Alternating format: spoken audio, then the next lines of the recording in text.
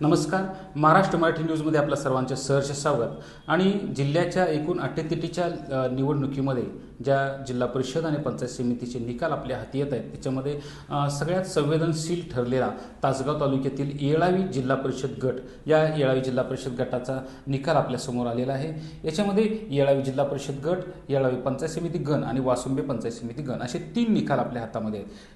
याच्यामध्ये येळावी जिल्हा परिषद गट हा सर्वसाधारण वर्गासाठी खुला होता, येळावी पंचायत समिती गण हा सर्वसाधारण वर्गासाठी खुला होता, तर वासुंबे पंचायत समिती गण हा अनुसूचित जाती महिला वर्गासाठी आरक्षित होता. एकूण या तिन्ही निवडणुकांमध्ये जिल्हा परिषद गट येळावी हा काँग्रेसकडे गेलेला आहे. तिथं अमित विजयराव पाटील हे विजयी झालेले आहेत. तर त्याचबरोबर तिथं राष्ट्रवादी काँग्रेस पार्टी शरदचंद्र पवार गटाचे उमेदवार DK पाटील हे पराभूत झालेले आहेत. त्याचबरोबर येळावी पंचायत समिती गणामधला सुद्धा जो निकाल आहे तो सुद्धा तिथं राष्ट्रवादी काँग्रेस पार्टी अजित पवार गटाचे उमेदवार माजी खासदार संजय काका पाटील यांचे शिलेदार उमेश पाटील हे तिथं विजयी झालेले आहेत. तर तिथं राष्ट्रवादी काँग्रेस पार्टी अजित पवार गटाचे अजित पाटील हे उमेदवार तिथं पराभूत झालेले आहेत.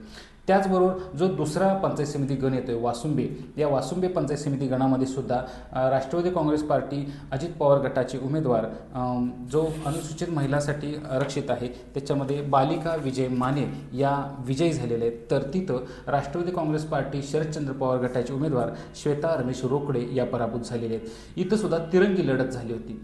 वासुंबे पंचायत समिती गण हा अनुसूचित महिला वर्गासाठी आरक्षित असल्याने तिथं 3 उमेदवार रिंगणामध्ये होते. या तिरंगी लढतीमध्ये राष्ट्रवादी काँग्रेस पार्टी अजित पवार गटाच्या उमेदवार बालिका विजय माने या विजयी झालेले आहेत. तर तिथं राष्ट्रवादी काँग्रेस पार्टी शरदचंद्र पवार गटाच्या उमेदवार अर्थात आमदार रोहित पाटील गटाचे उमेदवार श्वेता रमेश रोकडे या पराभूत झालेले आहेत. तिथं भारतीय जनता पार्टीच्या शुभांगी विनय सपकाळ या रिंगणामध्ये होत्या, त्यासुद्धा पराभूत झालेल्या आहेत. एकूणच या येळावी जिल्हा परिषद गटाचे जर आपण आता निकाल आपल्या हाती आले त्याच्यातून एक स्पष्ट झालेलं आहे की तिथं काँग्रेसचे जिल्हा परिषदेवरती उमेदवार निवडून गेलेले आहेत ते अमित विजय पाटील हे त्यांनी तो आपला जो गट होता तो अबाधित राखलेला आहे. तिथं येळावी पंचायत समिती गणामध्ये संजय काका पाटील यांचा गट अबाधित राहिला, तर वासुंबे पंचायत समिती गणात सुद्धा संजय काका पाटील यांची गट अबाधित राहिलेला आहे. एकूणच या येळावी जिल्हा परिषद गटातले जे पक्षीय बलाबल झालेले तिथं आमदार रोहित पाटील गटाला सबसे यश आलेलं आहे. इथं आमदार रोहित पाटील गट हा पूर्णतः पराभूत झाला असून तिथं संजय काका पाटील गटाने आपली सत्ता अबाधित राखलेली आहे. तसं पाहिलं तर आता जो पंचायत समितीचा एकूण जो निकाल आपल्यासमोर येतोय तो याच्यामध्ये पंचायत समितीवरती माजी खासदार संजय काका पाटील यांची निर्विवाद सत्ता येण्याची दाट शक्यता आहे.